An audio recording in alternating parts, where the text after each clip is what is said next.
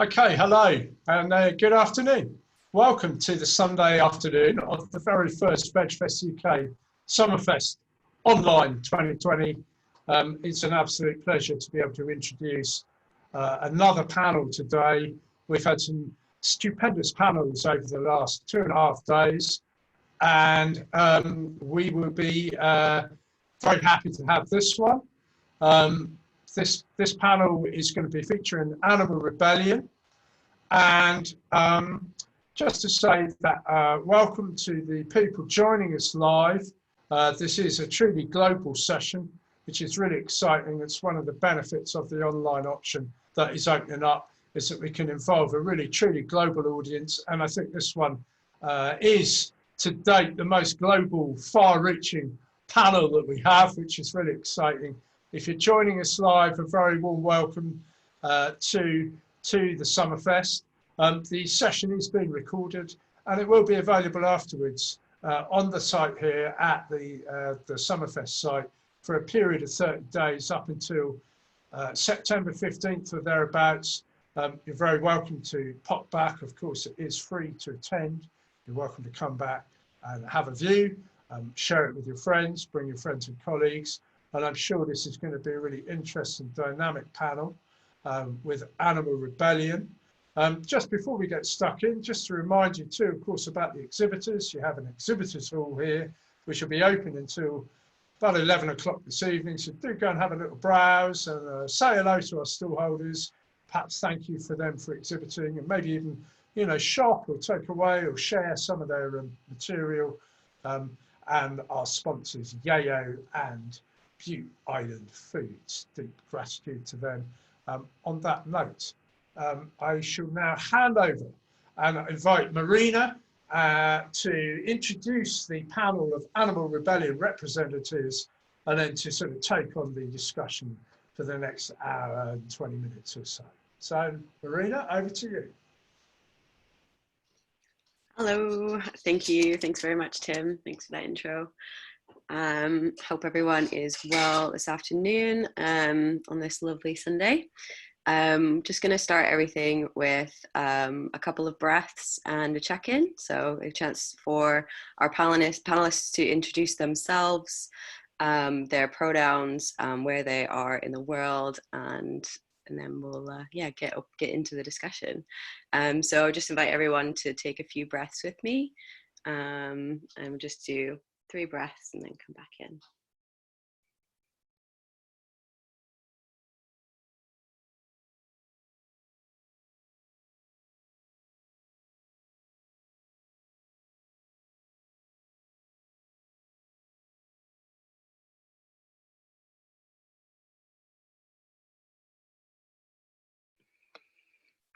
Thank you.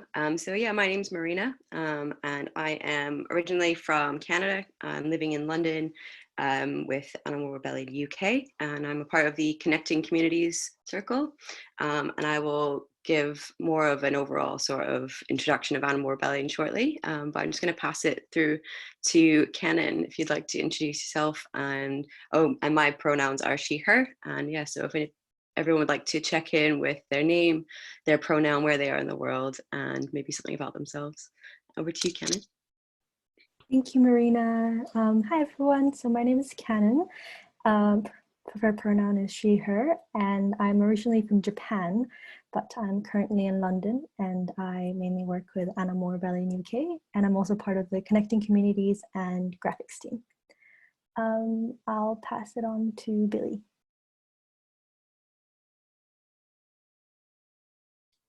Yeah, hi everyone. My name is Billy Savage. I'm not Dutch, but I live in the Netherlands, and I'm very involved with Animal Rebellion, the Netherlands. So yeah, nice to meet you all. Let me pass it to Rose. Thanks.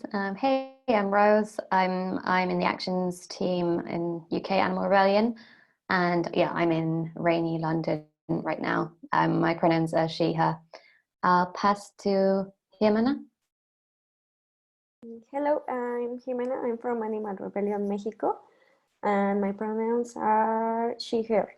I pass it to Philip. Hello, my name is Philip Murphy, pronouns he, him. I'm calling in from the greater New York City area.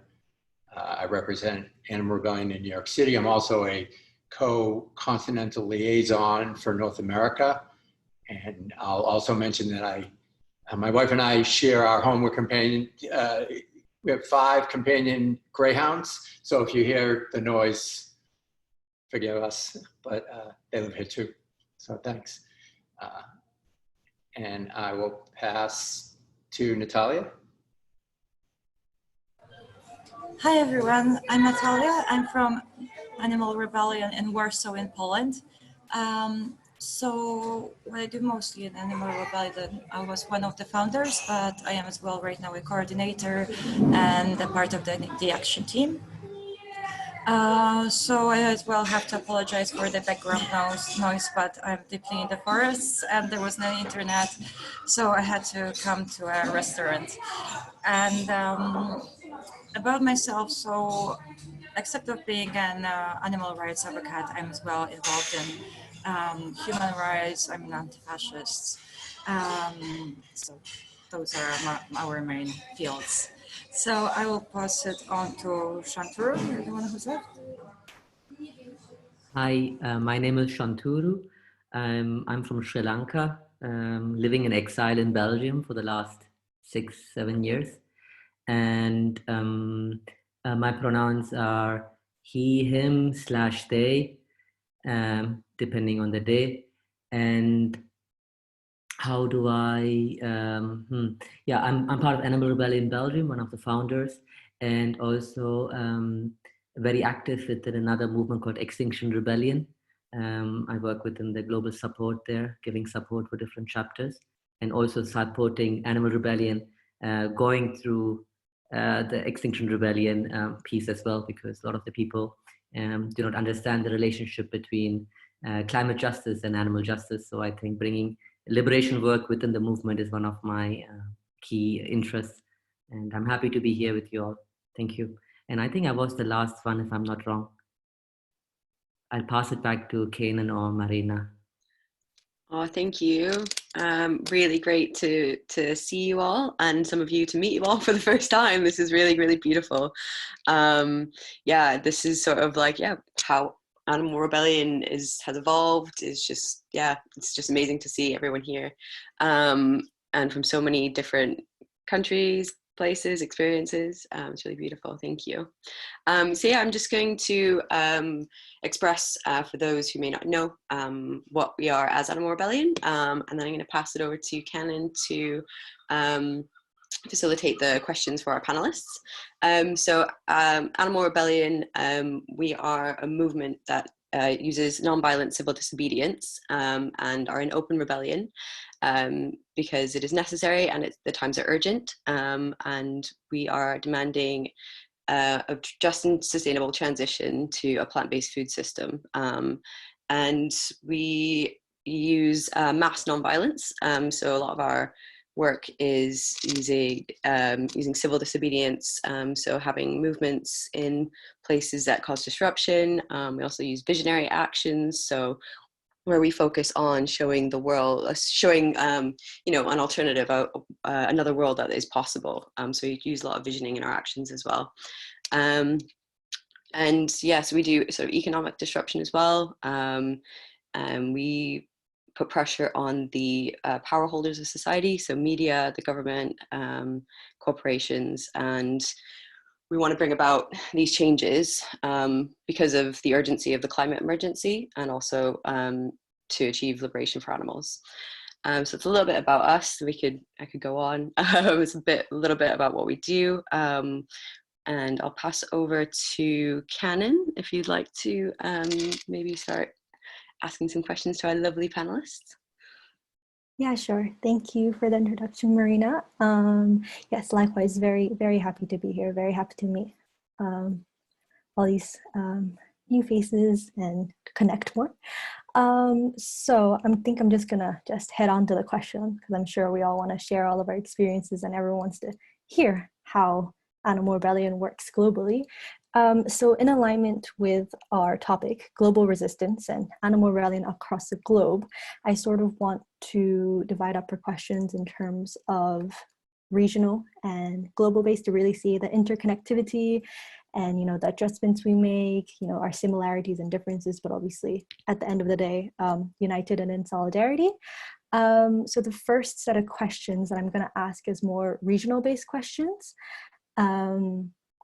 So things like, what is animal rebellion? What does it mean for you, and what it means to your country or the region you're representing today?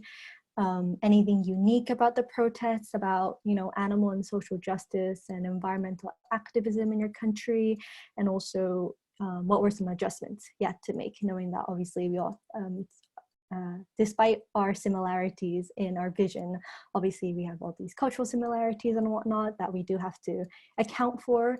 And how is that working? And I know that's a lot, but I'm gonna pop the questions in the chat as well, so don't worry. Oh, thank you, Marina.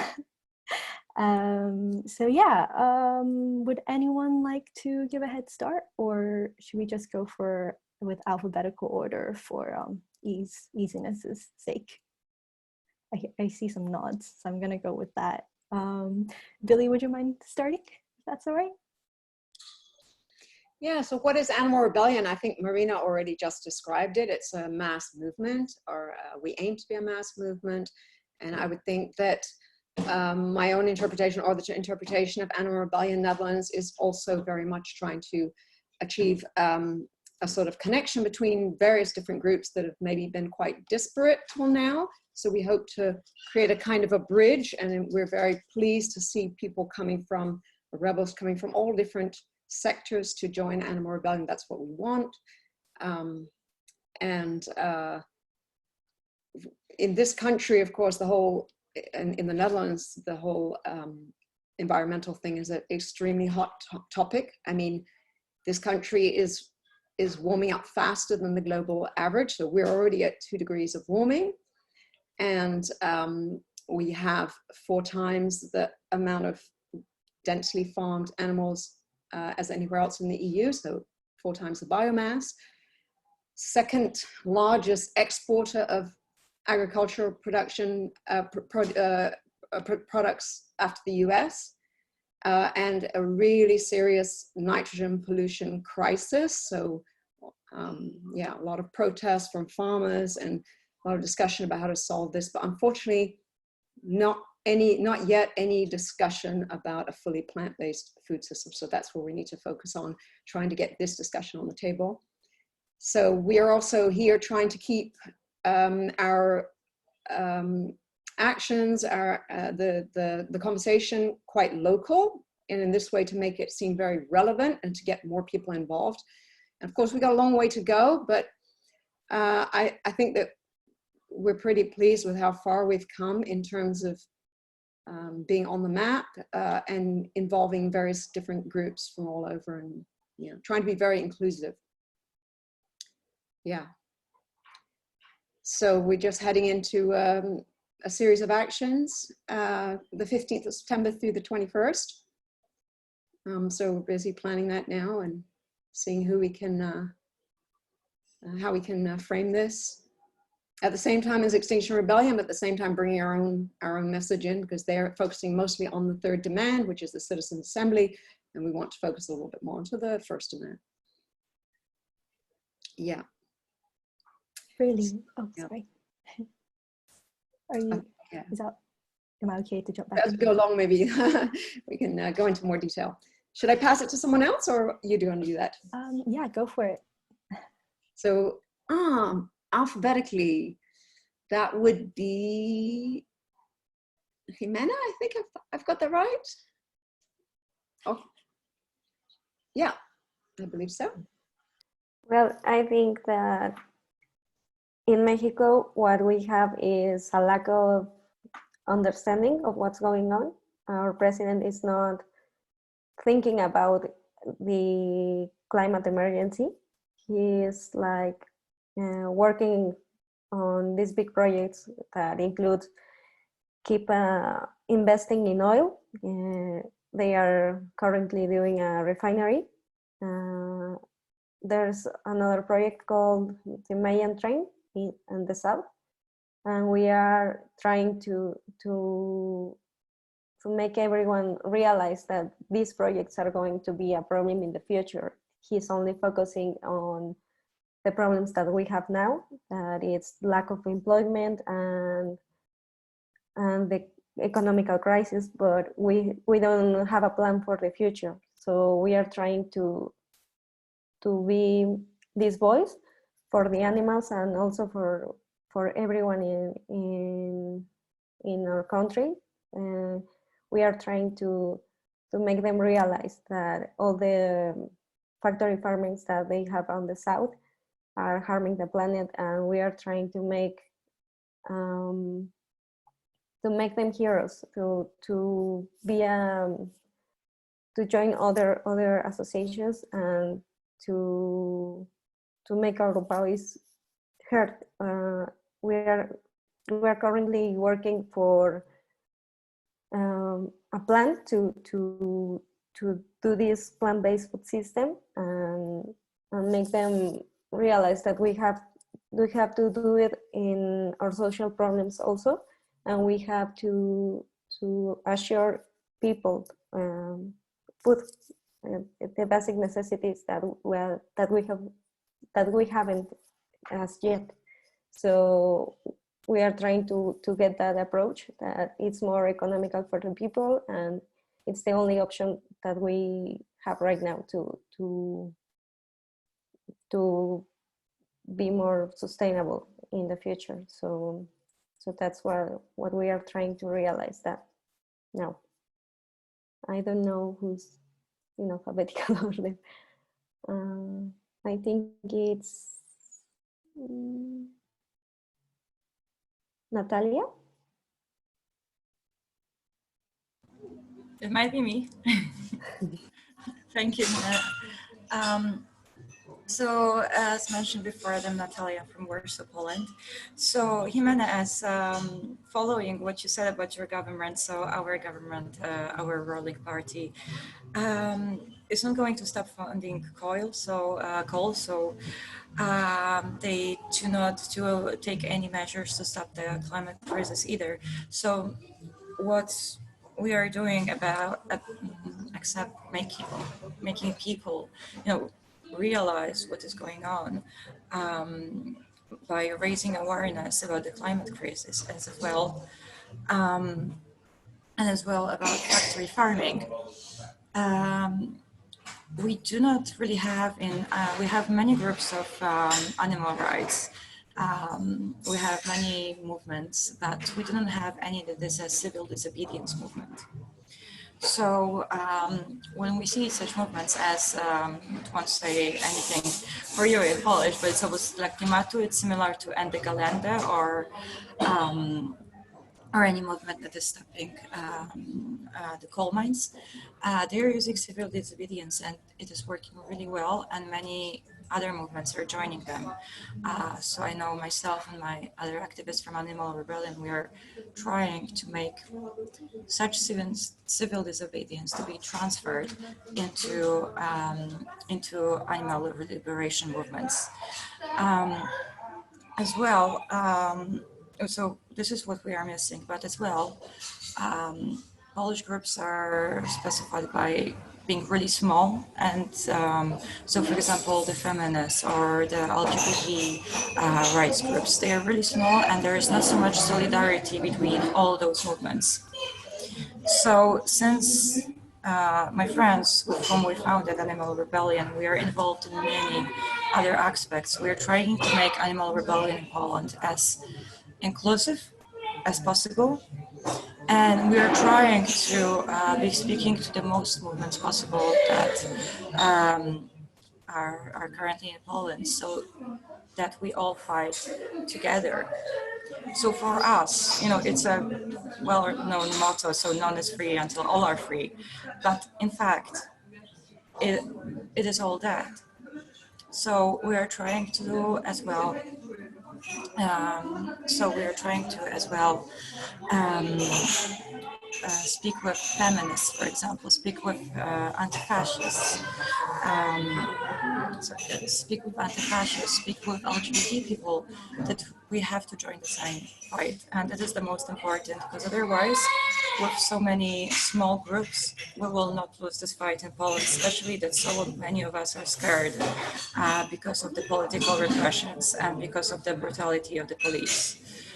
So that's what specifies animal rebellion, and that's what animal rebellion is for us, to combine animal justice with as many groups as possible, because without that we don't see any mass movement being raised here in Poland.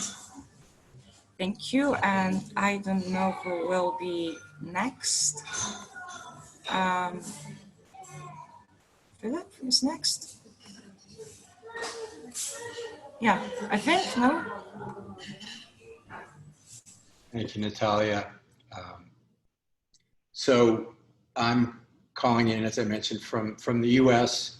in the Northeast, in the greater New York City area, and it would be difficult to understate the challenges of living in the U.S. The dramatic changes. I could speak for the rest of our time, and I won't do that, but I will mention there's some, and some may have seen this in online.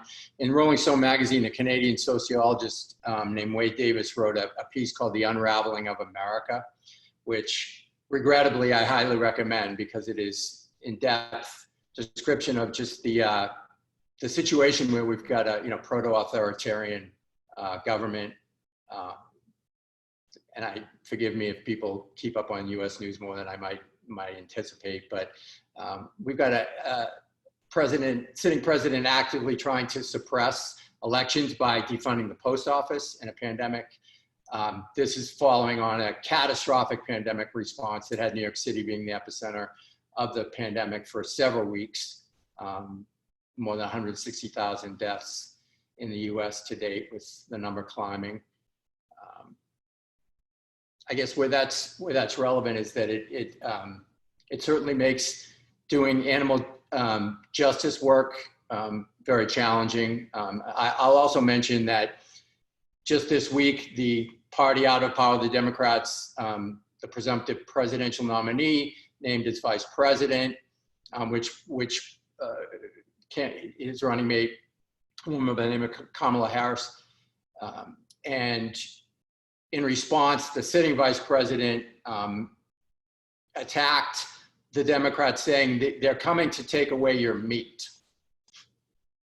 That was the level. I mean, this is the kind of situation that we're dealing with in the US. It's extremely challenging.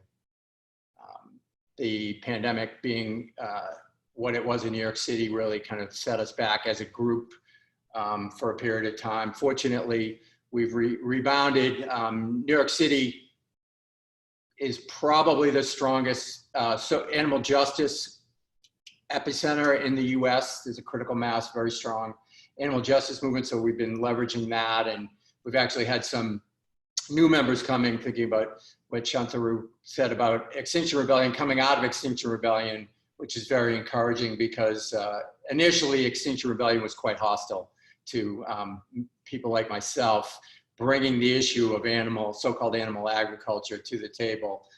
So that's been very encouraging. It seems like, certainly in the New York chapter, which is probably the largest and most active Extinction Rebellion chapter in the US as well.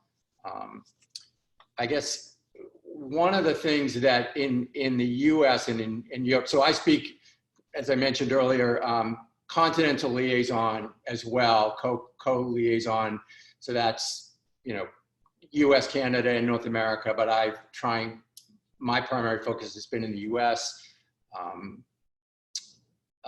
The animal justice issue, and one of the things in animal rebellion, so I've been involved since the start, and in the first principle, the anti-speciesist commitment seems to get very short shrift in the messaging, and we stand against that in New York for a couple of reasons. So I just want to take a brief minute to actually read, because you you'd be hard pressed to find this anywhere now.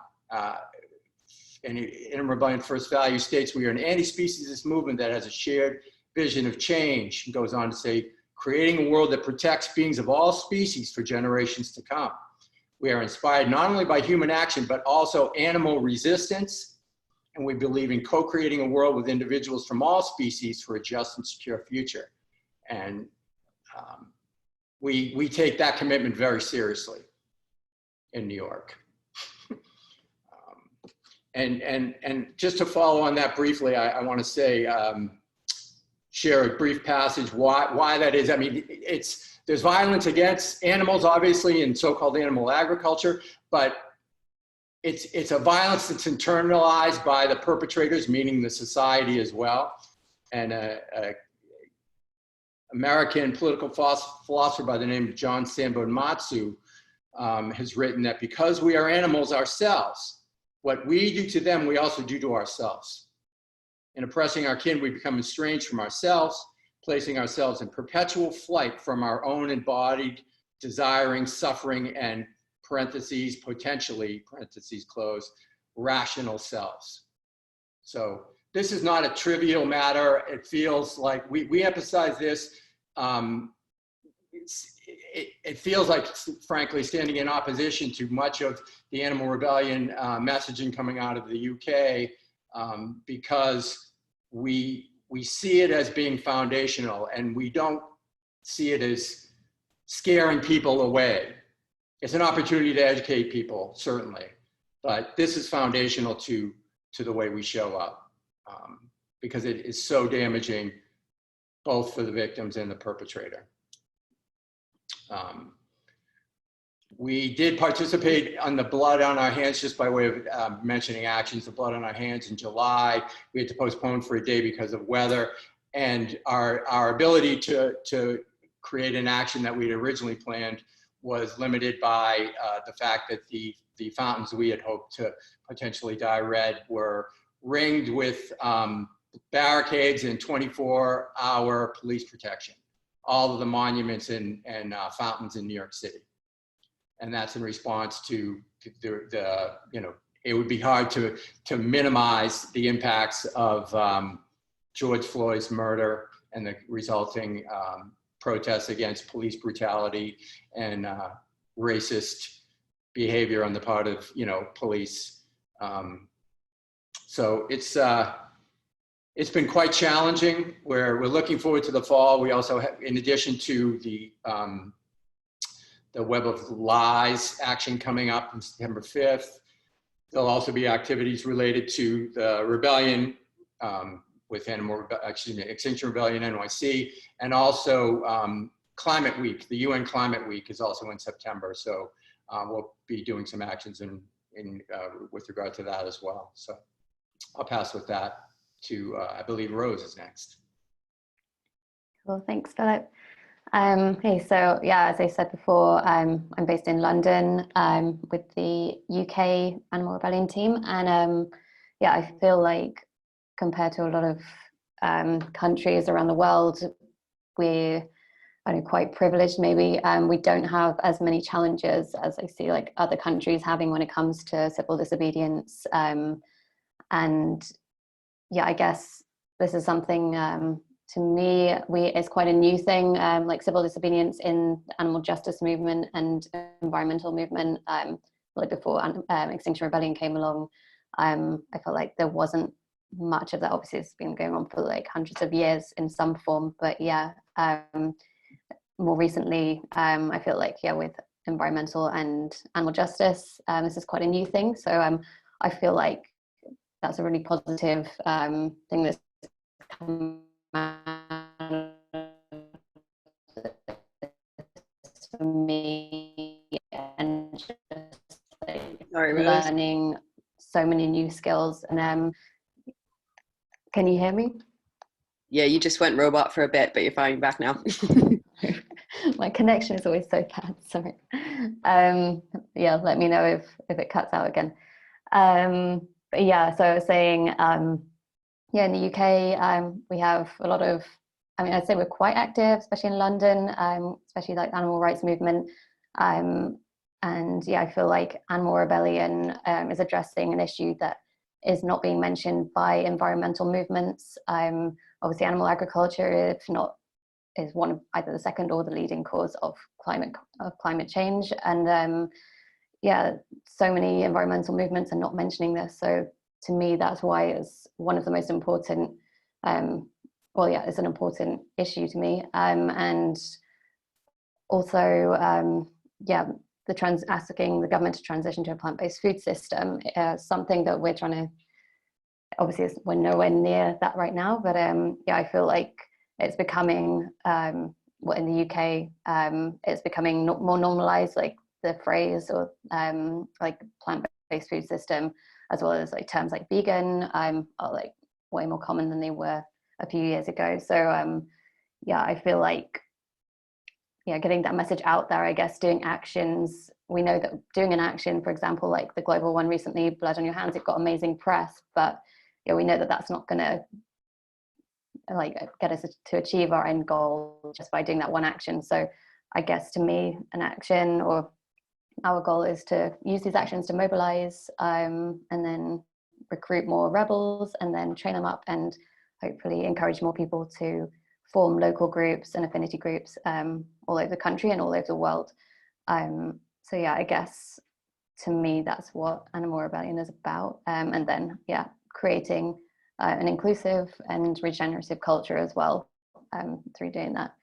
And yeah, anything else unique about protests in UK? I don't think there's, I feel like, yeah, like I said before, we have we're quite privileged, and yeah, I haven't seen, obviously it depends on people's class and race, gender, things like that, when considering actions and arrestability.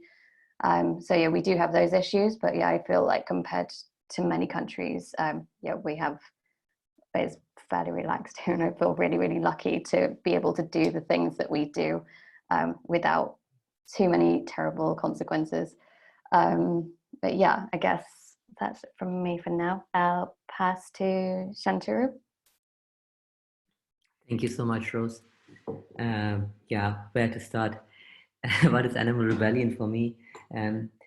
It's the missing piece of Extinction Rebellion, because Extinction Rebellion is talking about extinction and the fact that the Anthropocene is coming to its pinnacle, because it started after the Holocene, where we as human beings started doing agriculture and all and taking more land, and where it has led us to where we are today, where in the last 200-300 years we've been destroying the planet we live in. And so for me, Animal Rebellion basically is the missing link on how we as a movement can use our own privileges and opportunities to take action. And how does it mean for me as an individual comes from my life when I was still in Asia. I spent many years in India, in south of India, and there we could see how the animal agriculture actually not only causes harm to the individual in terms of through the health, but also on how it affects the planet then and there. For instance, when you do have a lot of animals which basically are living and they are being put into smaller spaces, and the amount of need in terms of resources becomes a competition between who deserves what. So forcefully multiplying or extending the lifespan of certain species definitely has caused a lot of harm. We have seen a lot of water resources being depleted, and at the same time there's nobody talking about it. The traditional organizations such as PETA, which is very popular in India, didn't do much. They did a lot of media campaigning, they brought in celebrities, but there was no systemic change. And this was like what's been happening for the last 10, 15, 20 years. And also, as you see, there are a lot of reforming ways of activism. People reform, meaning the trend is always what leads people to change their minds, and this is what is the missing point. And I believe through animal rebellion there's a possibility to bridge this gap, because we are all going through a sort of eco-anxiety, for those who either are already facing it, or for those who are not yet aware of it. We notice that there is a change within the climate, and we also see that there's an ecological breakdown happening in our neighborhoods, in our vicinity. And all these little pieces actually are causing us to feel anxious, and we feel meaningless or hopeless. And we know very well, if we do not connect to the world we are around, because we are also animals, we actually losing the sense of our well-being. And this is so important for us as a human species within the animal kingdom. And I believe this is where animal rebellion can actually find ways to bridge this sense of that we are rebelling for ourselves. And there was a question from one of the members, like, what's the difference between Extinction Rebellion and animal rebellion? And I would say the difference actually lies in the simple fact of what is the focus. Extinction Rebellion has a very broad focus, and of course this year during the next few weeks it's focusing a lot on the citizen assemblies in the UK. But from a global perspective, not every part of the world can go on the streets and rebel. They cannot do that because it is not highly, it isn't safe for people to do it. And so it's very important to adjust it in such a way that it still brings people together. And for instance, in countries like in Sri Lanka, for instance, we have animal rebellion, and the protest we were doing was against the abuse of elephants, because a lot of the elephants are being mistreated and abused. And so this is one of the ways we can take action. And again, when we take action, we need to definitely do a lot of collaboration and partnership with government bodies. If not, we cannot go on the streets and do anything around it. And so it's very important to recognize how each country is basically coming together. And as a global panel, I think I would like to mostly speak into the chapters of the Global South. Though I'm based in Brussels and I work with the Animal Rebellion Belgium, still I believe that there's a lot of support required for chapters in the Global South because of the exploitive and extractive behavior. Just because we don't see the harm doesn't mean it isn't happening. And this is so important to notice, where, as you notice, a lot of the damage is happening right now while we are here in this panel in the Latin American continent, where a lot of the resources of land is being taken away from the indigenous communities, from the frontline people, and is being used to basically exploit the land to be able to produce food for the people in the Northwestern Hemisphere. And these are the subjects which I think Animal Rebellion can eventually address by bringing in this mass mobilizing methodology which Extinction Rebellion started, but eventually addressing pieces of social justice, animal justice, and how it basically makes sense within the whole movement. And that's where I think I wanted to pressure a little bit.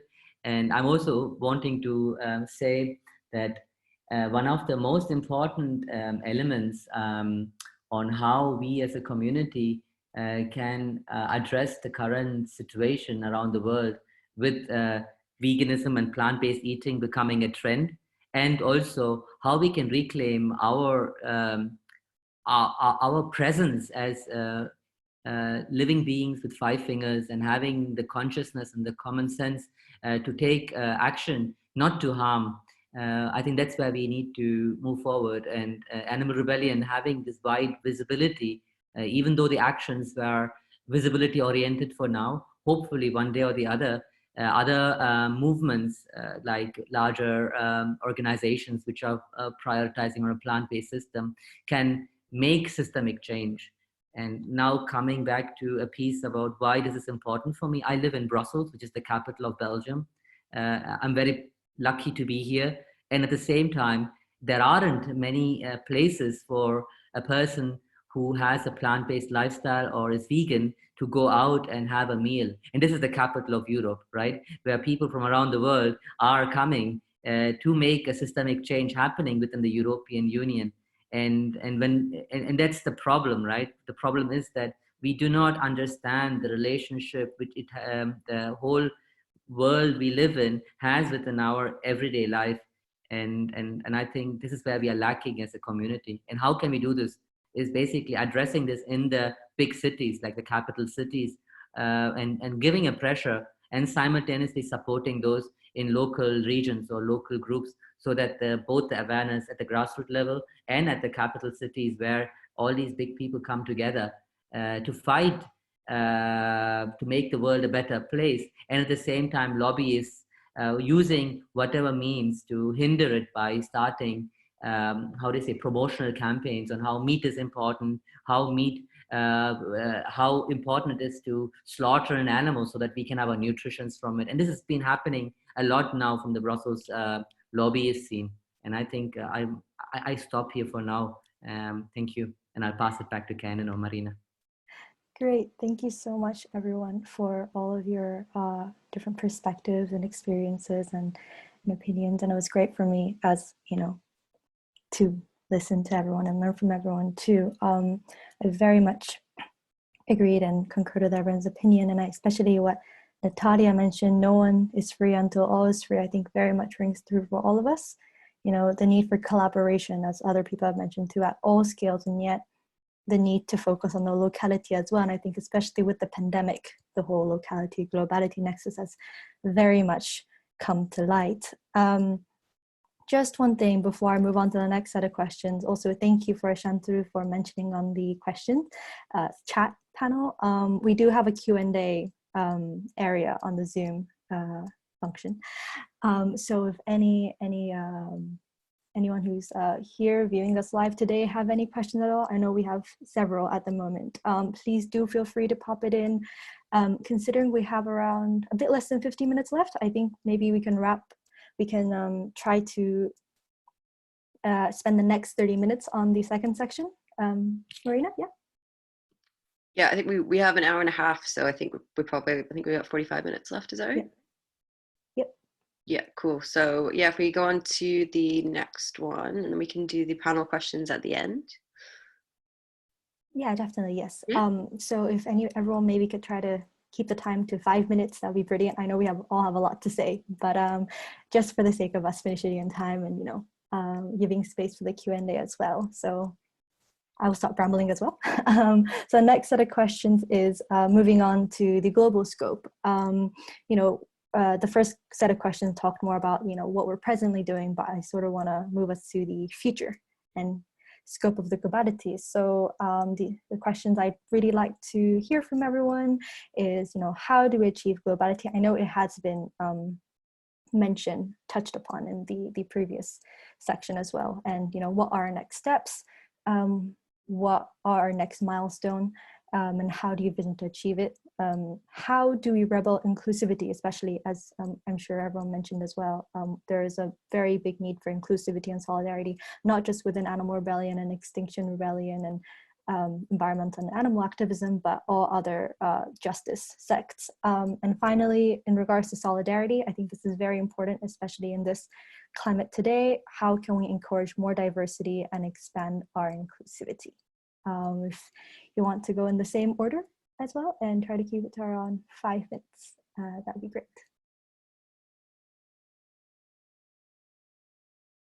So I think that's me then. Yeah, I just actually wanted to quickly pick up on something Philip said about including the animals as rebels. And I completely agree that we should never lose that, in the sense that we are trying to find language that people can relate to.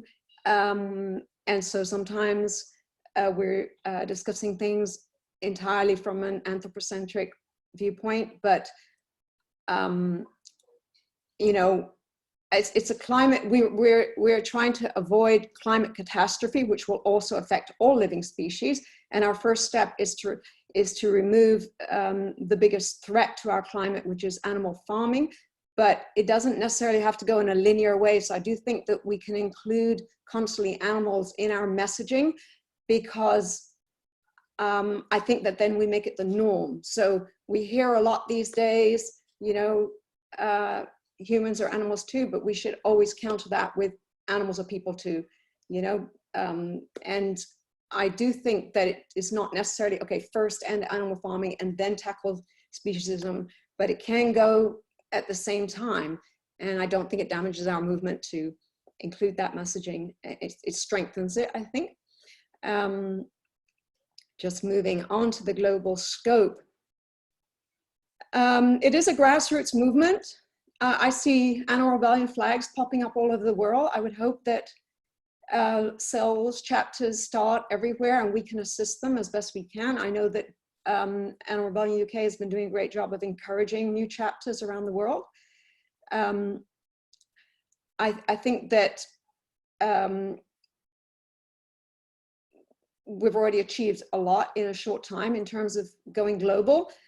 I do wonder personally, from my perspective, where I'm working in the Netherlands, I think that focusing too much on grassroots organizations, connecting with other grassroots, maybe limits us, and we should be looking more to get into a conversation with established environmental movements, ones that have lobbying power, just to move this whole thing along, because I have a feeling sometimes that grassroots movements just get ignored. If you look at what's been going on in the last year, we are not achieving our aims. Things are getting worse. You know, deforestation is at an all-time high now, 50% up from last year in the Amazon.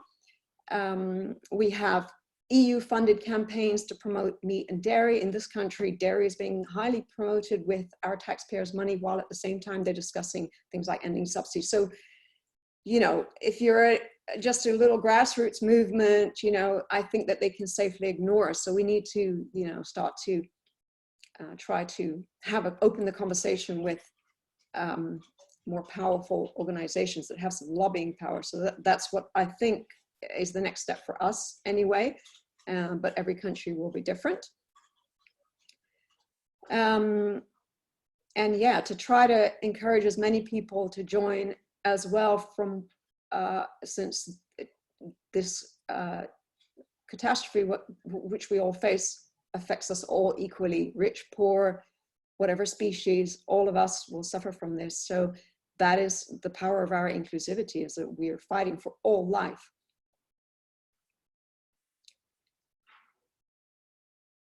Getting out of our bubble, probably whatever bubble we're in, whatever conversational, whatever tribal bubble we're in, or getting out and talking to people that we normally wouldn't necessarily talk to, including them, inviting them to our actions, looking for common ground. I do really think that that's so important, to focus on what we have in common rather than what our differences are, focusing on our similarities, because, you know, our house is on fire, we need to put it out together. So I think in this way, we can also make bridges and grow our movement. And every country will be really difficult, or different, with a very different political landscape, very different cultural issues that will have to be tackled differently, different history, a different social history. So I think as long as we have these principles of trying to bridge differences, come together and fight the same fight for all species, then I think that this will be our greatest strength, because movements fall apart through division. And when we get together and cooperate, we can achieve everything. So let me pass it on to Philip.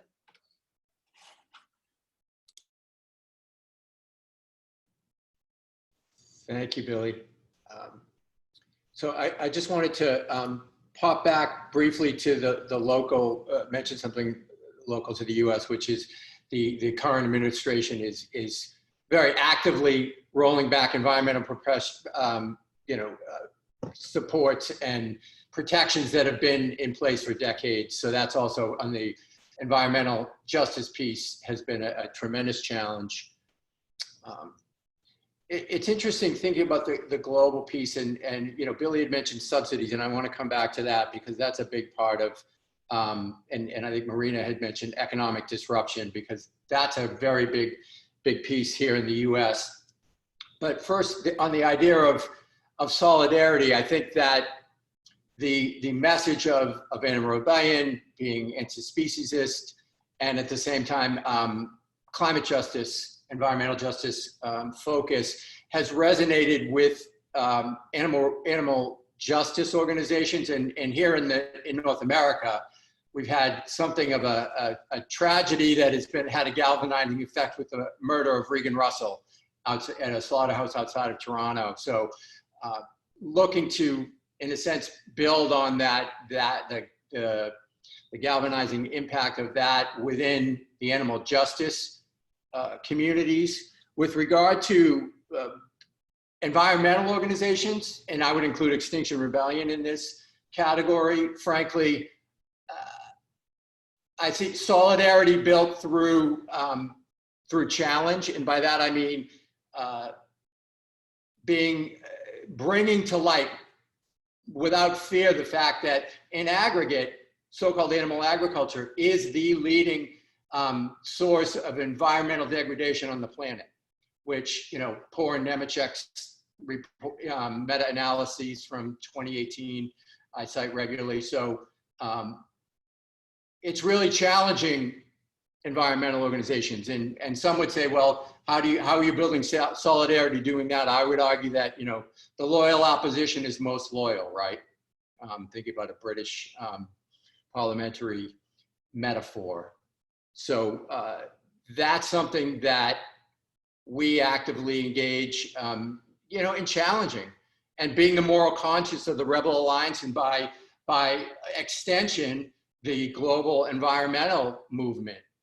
Because if we are not addressing this single greatest cause, how can we possibly succeed in, you know, in taking contrary action to a climate catastrophe? I mean, it's fairly obvious to my mind. I do want to come back to the subsidies, because it was interesting to hear that this is in play in other countries, and I'd be interested to learn, because I think it would be a critical success factor globally, certainly here in the US. Every 5 years, there's what's known as a farm bill that's passed, and the appropriations for that bill, the subsidies that are provided are mind-boggling. And some of you may be familiar with an organization called the Vegan Justice League and the Agricultural Fairness Alliance, their sister organizations, an educational nonprofit here in the US, and their lobbying arm, fairly new, but doing amazing work. And, you know, from their data, corporate animal agribusiness invests $18 million in lobbying, and that yields $38 billion in subsidies. So that's a 2,100% return on investment. And under the stimulus packages being proposed, the coronavirus stimulus packages being proposed now, those subsidies are proposed to be grown by leaps and bounds, tens of billions of dollars. So, I mean, if we don't, you know, if we don't participate in an economic disruption, we meaning Animal Rebellion, it's virtually pointless, tragically, to convert vegans and to, you know, and I've done plenty of vegan advocacy and continue to do it myself, but to get at the taproot, which is the economic conditions, and disrupt that. And I think that's going to be a global solidarity issue. And again, raising awareness and being, in some senses, this is a bit of a speciesist term perhaps, the fly in the ointment, to say, if you're serious about addressing the climate and environmental emergency, you must look at this. And the speciesist conditioning and the culture, the global culture we were all born into, certainly here in the US, that's a barrier, but to shy away from that seems to me to be an abdication of a moral responsibility. So I will pass with that, and I'll pass to Natalia.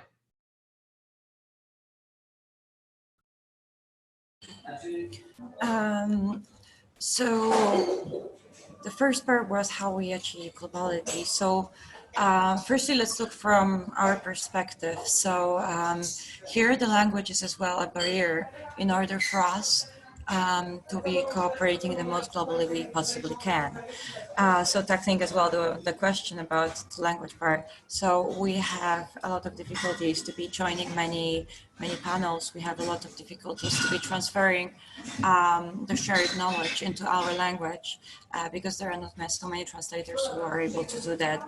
So for us. And from the, I would say, from the Eastern Europe part, for us it's most important to be taking actions globally. For example, in countries that are more evolved when it comes to animal and human rights. So I think this is the first problem. The other problem that I see as how we can act more globally is, for example,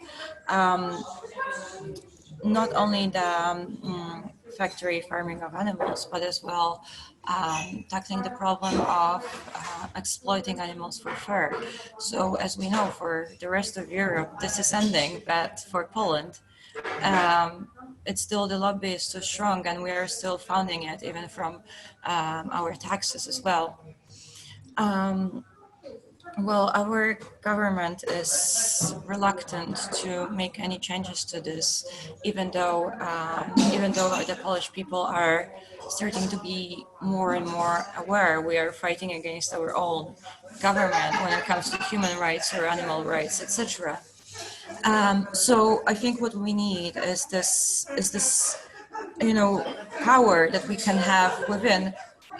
Sorry for the noise. I'm so sorry. So this power from within, that the movement is really global, and we can make a step in a way that we are not alone in our country, but we can connect with the entire world, and they see our problems as well, and they have the same problems everywhere. So for me, globally, the animal rebellion should be mostly focusing on making the local chapters more connected with the global chapters, which UK is really well doing. So why do we rebel inclusively? We particularly rebel inclusively because as Animal Rebellion, we can see how much impact not only ecological crisis, but as well animal exploitation of animals has as well on humans. One of you already mentioned that, being not hurting animals anyway, not hurting the nature, is making you more beautiful on the inside, and we all know it. But as well, for example, being indifferent to other rights being violated, there's just it's really absurd. For us, we need to take the step to lead, so every one of us will be able to be better selves, in fact. And how can we encourage more diversity? It's what I've seen Animal Rebellion everywhere doing, where there were this Black Lives Matter protests. When we had LGBT right now for huge protests in Poland, I can see each single one of you taking the step to support those who are fighting for the freedom of us all. Oh, and I will pass it on to Rose. Well, thank you. Yeah, so I guess I'll speak more from like an actions perspective, as I'm in the actions team. But yeah, I guess for me, I'd like to see, I know it's probably a little way off, but yeah, see rebellions like all over the world happening simultaneously. So we have the UK rebellion this September, in a couple of weeks.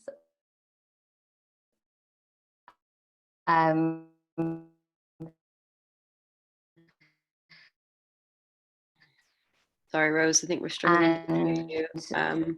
Yeah, we will have regional like kind of mini rebellions or actions happening just before that rebellion too. Can you hear me okay?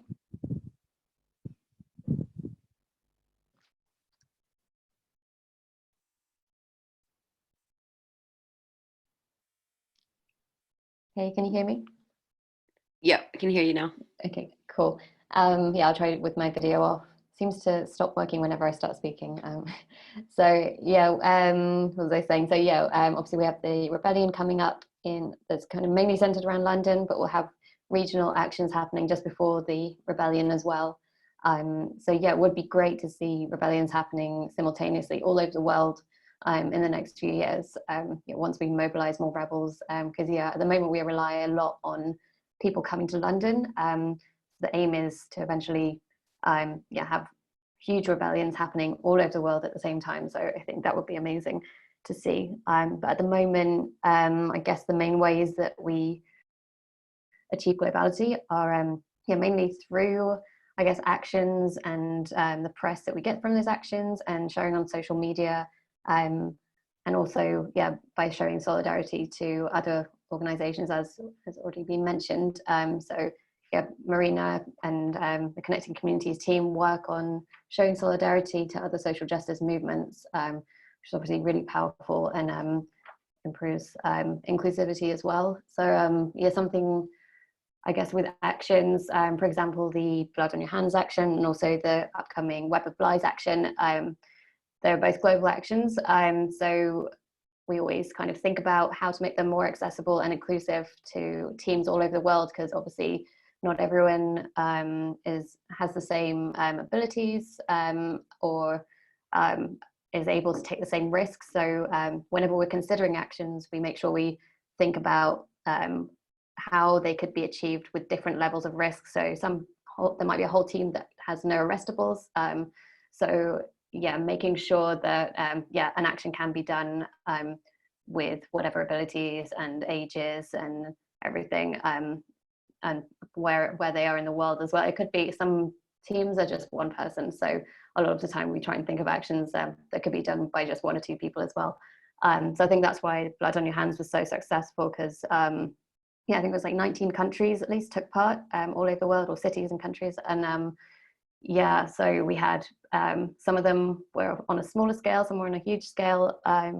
So I think we always welcome more ideas for actions like that as well, so that more people can take part. And a lot of people don't realize that anyone can come up with an action idea and just present it to the whole of Animal Rebellion and be like, let's do this. So you don't need to wait for us or the UK team to start something. So we always welcome everyone to bring ideas to the table and just get involved. And I guess the UK national team are here for to support others.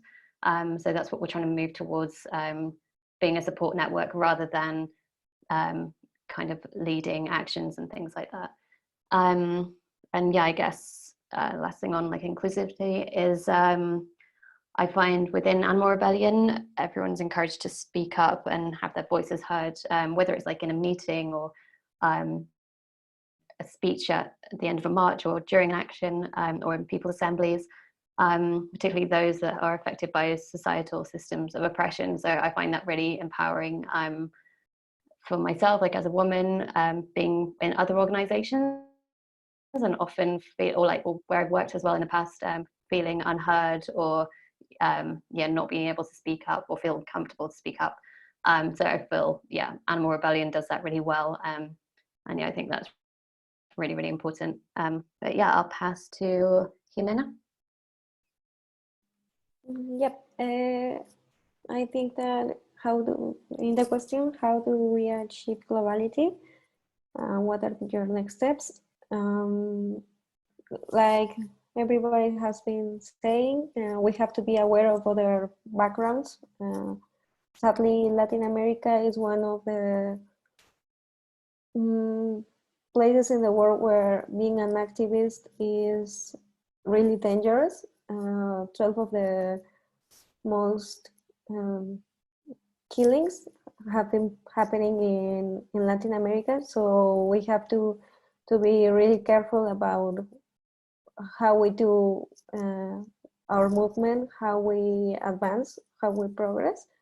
And I think it's important to make coalitions, to use this collective power to amplify our voices, not only with environmental movements, but also with feminists and with our indigenous people to embrace ourselves and to empower everyone and try to start building up our movement, no? Right? So right now we have a lot of younger people involved in Animal Rebellion. They are the ones that are most involved, I think, by the power of social media at the moment.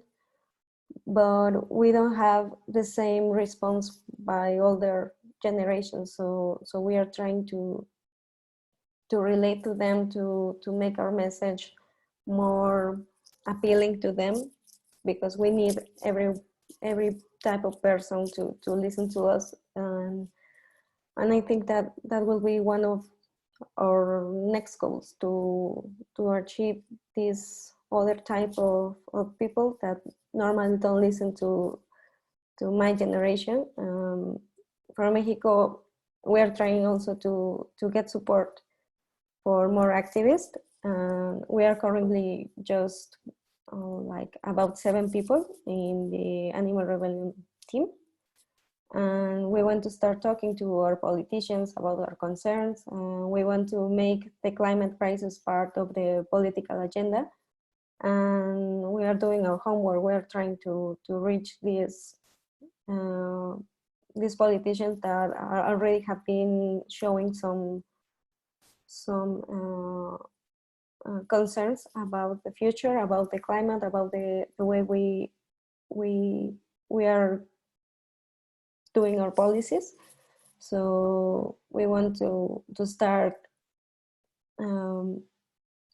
to make them care about funding this environmental protection and to increase it, not to be cut. Recently, the president decided to cut the funds to one of the most important, how do we say, one of the most important organizations that they support that have the ability to take care of these protected places.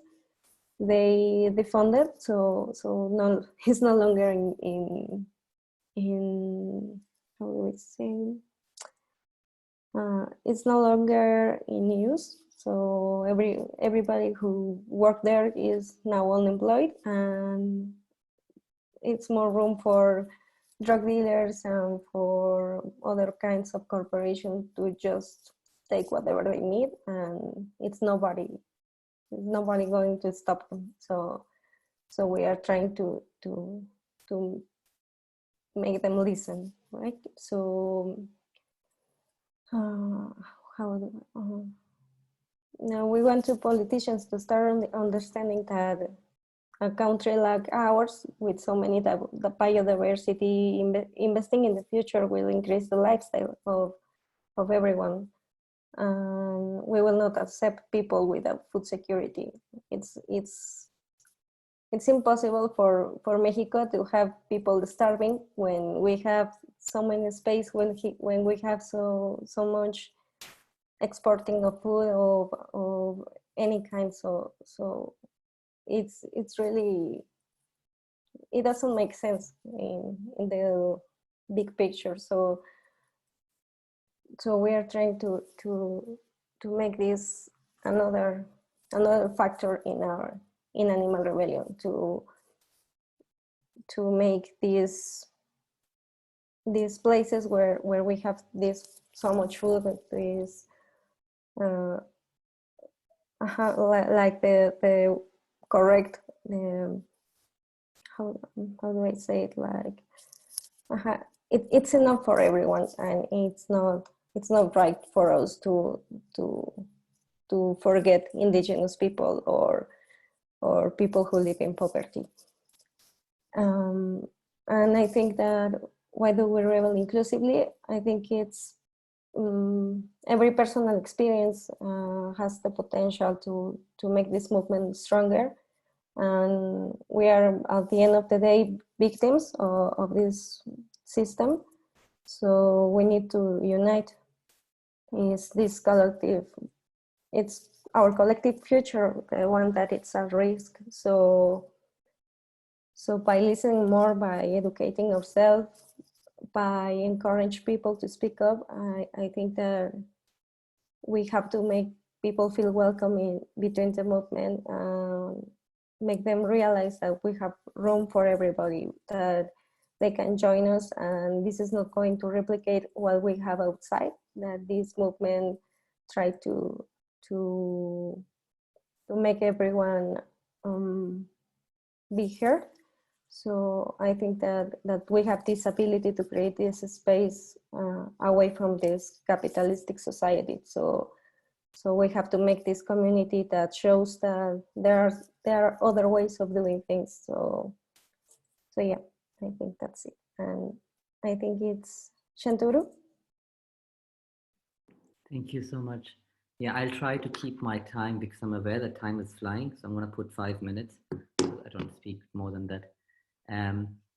Yeah, I think one of the pieces I want to quickly address is that you have noticed already that the corona pandemic hurts people based on their different ways of living differently. And sometimes being in a plant-based diet or being vegan is considered to be a luxurious step, which in the Northwestern Hemisphere is true. But whereas when it comes to Asian chapters, it isn't so. It's easier to get vegetables and having a well-balanced, healthy diet than having a very Northwestern lifestyle. Because most of the people in the global South are actually copying the Northwestern lifestyle because they believe that eating at McDonald's, eating at Burger King gives them this feeling that they belong to a tribe of the global capitalist economy. And I think I want to address one of the questions about what attracts people to animal rebellion. I think anybody who is against patriarchy, against capitalism, and against colonization wants to be part of animal rebellion because it speaks into all these different phases, right? Why would you choose some people to be slaves and some other people not to be slaves? Because you create a cognitive dissonance.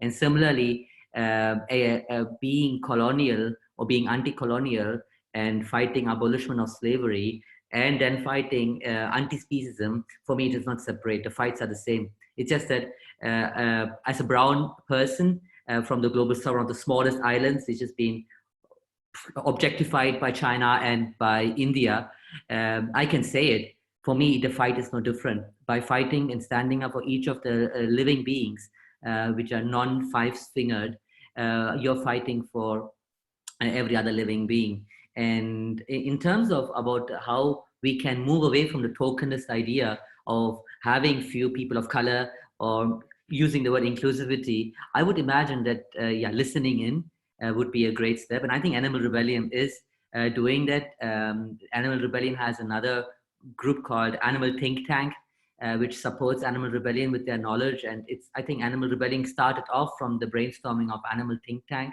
And they are working on a very strong culture on making sure that the voices which are mostly ignored are being brought onto the table. And I think that's a very good approach. And I think this is very important for every new movement to think about how to truly embody a non-patriarchal, a non-capitalist, a non-colonial way of working together. And in that line, I also imagine there are very inspiring projects because we always think in the Northwestern Hemisphere, because I live there now, that we are the pioneers who are going to save the world. And I don't believe so, because the biggest harm of animal agriculture, also these ways of mass fishing, is a concept which is brought or built from the colonialist empire, from the empire, the imperial empire.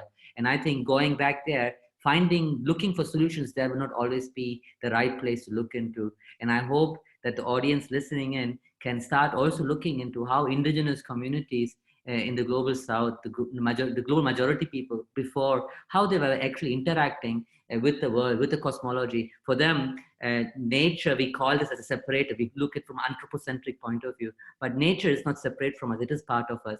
And that's why I think we need to move away from the cosmology. And I know I might hurt now some people who identify themselves as Christians, but I think that also has a piece of the Northwestern Hemisphere and how we basically treat, because we believe that we have dominion over all living species, which is not true. And one of the ways to see how the global majority from African continents or Latin America or Asian chapters are now rising is one of the links I'm putting up. It's a film about vegan, feminist anti-poachers. So this is the power we need to go forward about not only using these tokenist words, but using the power. Like already when I'm saying that word, it's giving me goosebumps, right? Imagining if we all come together to Brussels, where they're now coming up with lobbies and all these subsidies, and we just block them, we stop them. We stop them from going onto the space and saying, hey, we want to now subsidize all these different industries which are harming the planet. I think that's where we are starting to win. But how do we make sure people come together is, I think, to bringing this intersection between colonial pasts and the food connection, right? Like those who know, I mean, at least we don't even eat meat till the British came. Before the Portuguese, the Dutch, we didn't have meat in our diet. We were eating, of course, milk, but we didn't have meat as a main diet. And I think what's important is to understand the relation between food and the slave system. And yeah, my time is up. Thank you for listening.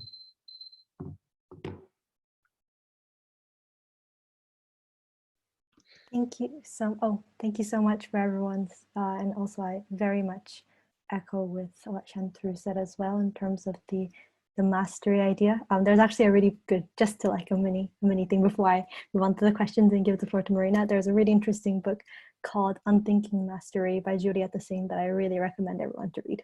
Just to say that, and I'll pass it on to Marina. Thank you. Yeah, I'm just having a look at some of the awesome questions that we have. We have a question from Jeremy that says, hi everyone, I wonder if Animal Rebellion has developed any guidance around setting up demos during the pandemic. Shantaru, did you say you wanted to speak to that?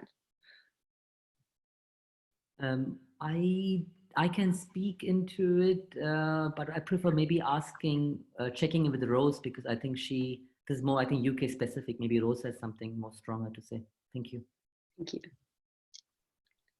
Yeah, so we don't have, as far as I know, we don't have like any specific guidance other than to, obviously it depends on which country, whereabouts in the world you are. So yeah, we're still recommending, so throughout the rebellion, we're providing PPE, so masks, gloves, advising on social distancing, things like that. So yeah, it really depends on where you are and what your country's guidelines are as well. But yeah, regardless, I think it looks more responsible, it is more responsible for everybody to be wearing masks and gloves and yeah, to be socially distanced where possible. I know it's going to be quite hard, but we've got, for the rebellion, we have a dedicated team that are going to work on making sure that people are being socially distanced where possible and making sure everyone has masks, and we'll give out free masks and gloves to everyone. So yeah, we do have like a team of people that are specifically working on that and looking out for that. But yeah, I don't think we have, as far as I know, I don't know, Marina, if you know anything else, but yeah, I don't think we have any specific guidance. It's just, yeah, depending on where you are. But yeah, I think generally we're recommending that people yeah, stay as safe as possible and wear masks at least, and gloves. Thank you. Yeah, I don't have any additional information on that topic at the moment. I know it is being looked at, like Rose said, a team is looking at that and looking at how all of our actions, all of our workshops, everything that is going forward within the rebellion in the UK. Obviously, this is based information for the UK rebellion. But yes, there's a team that's focusing on that, looking at how, like, you know, megaphones, like, and cleaning in between, sharing uses of like everything, all that. So that's what a dedicated team is looking at. And then the next question we have here, I don't know if somebody wants to maybe put their hand up if they'd like to answer this. So you mentioned the Citizens Assembly. I wonder if you expect veganism to be a central theme there, and if so, how? Would anyone like to take that one?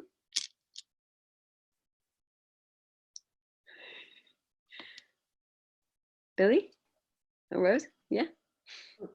And Billy, you go ahead, because yeah, I was just going to say I'm not actually sure. I mentioned the Citizens Assembly, but I'm not involved in that, so I'm not sure. Yeah, well, to be honest, we are still struggling with the fact that the majority of the population doesn't really resonate with animals. So you know, we are being very inclusive. We're inviting everyone to join us, but we have to face the fact that at this point in time, not a lot of people resonate with animals being brought as equal partners to the decision-making table. So we're focusing on our own, what we gain from it as humans if we were to stop animal farming, you know, as the best chance we have to survive. Listen, can you hear that? We've been having the biggest heat wave ever here. It's been hotter than ever, and now there's a thunderstorm like no one has ever seen here. So this is it, guys. This is sort of apocalyptic. But yeah, so if there, Citizens Assembly is our last demand. We're still busy with tell the truth, really, right now. But if we have a Citizens Assembly, the scientists, well, they will not say go vegan, but they'll say we have to transition to, well, we have to end intensive animal farming if we have a chance to lower emissions to 0 by 2025, which is our demand. So it will happen naturally. Unfortunately, at this moment, in this country at least, there are many things being discussed, but not subsidized yet, but discussed, like a meat tax, which will come in a year and a half. Lab meat, which is not subsidized but is being discussed, even though the agriculture minister is against it for, I think, religious reasons, and having the amount of farmed animals, which still leaves us in the millions and millions and millions. So those three are being discussed, but talking about a fully plant-based model is not even on the table, not even being discussed in any research circles by policymakers or advisors to the government. So that's where our first step is, you know, to tell the truth. And then if they really look at the evidence and we have a Citizens Assembly, they must come to this decision on their own. This will just be naturally followed through by looking at our actual hard evidence without pressure from special interest groups, without pressure from big companies. So I guess that is where we are, but we got a long way to go. Thank you, Billy. Yeah, really great question, really great answer. Thank you for that. So yeah, we've got another question here from Rob, which is that the UK claims that the meat and dairy constitutes industries, I think, it constitutes to 3.5% of UK carbon emissions, but omits animal related emissions from fodder, fertilizers, tractor fuel, and many other aspects of that process. And then presumably other countries hide behind similar misrepresentation of the facts. So what effort is Animal Rebellion putting into getting governments to tell the truth about the actual proportion of climate change attributable, I can speak, to meat, dairy, and fish? So really great question there. Does anyone want to have a look at that one? Shantaru, you look like you're about hand. Yeah? Yeah, I can speak about it because we organized one of the first conferences, vegan conferences in Brussels at the European Parliament, where we had experts from across different fields, from Harvard, from Oxford, all coming and talking. And we also had Oatly, the farmer who basically moved from a dairy farm into an oat farm and now has one of the biggest oat drinks available, right? Like plant-based drinks. And during that gathering, we noticed that there is a lot of shaming and hiding behind certain frontline unions, which are basically protecting these lobbyists and these animal agriculture industries. And this has to do, I think, with certain agreements they had after the Second World War, where certain industries were given, let's say, subsidies, rights, and to build and become stronger.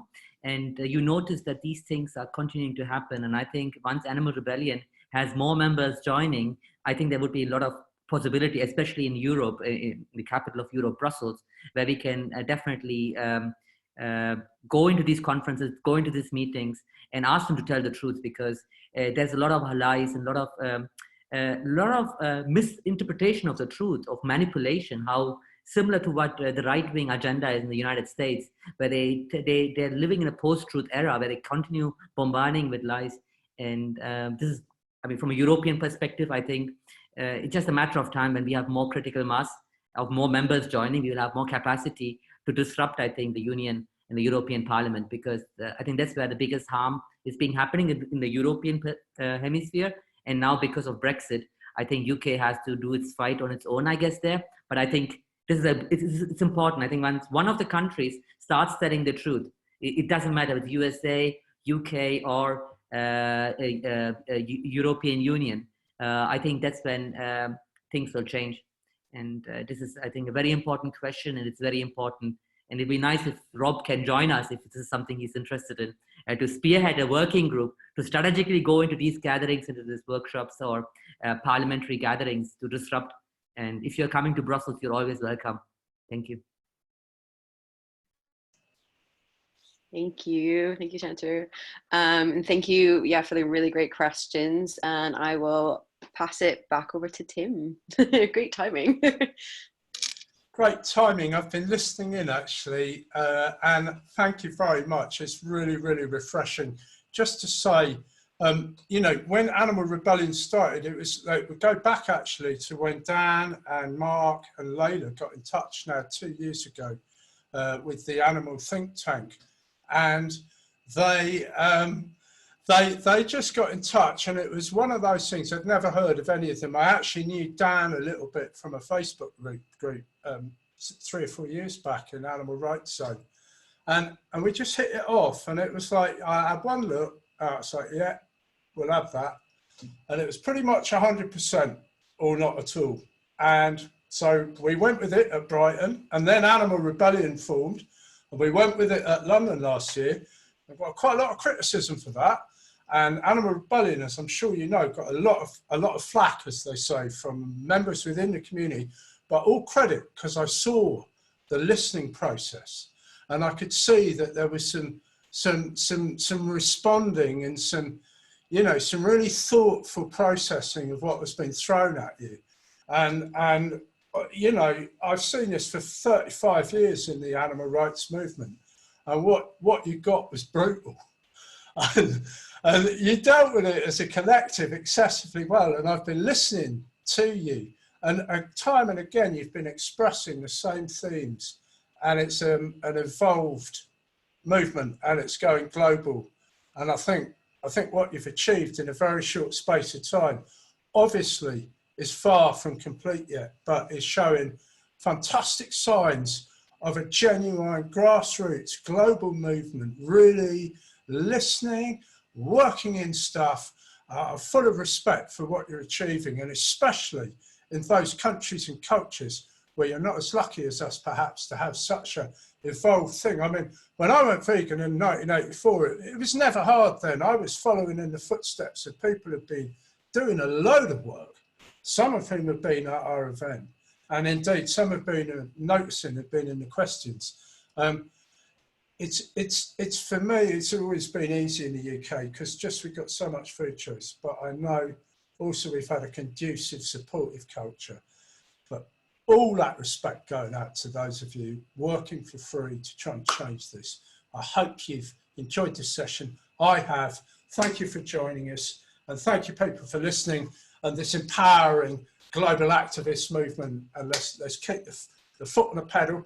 Good luck with your global campaigns in September, and we'll be supporting you again. So thank you for people, thank you for your contributions. And I'm now going to jump onto our global veganism panel because I've got 6 guests waiting from all around the world. Yeah, including, you know, like Seattle and in Egypt and in Morocco. Yeah, come and jump in, and Bristol here. So lovely, thanks very much and good luck. Cheers. Thank you, bye.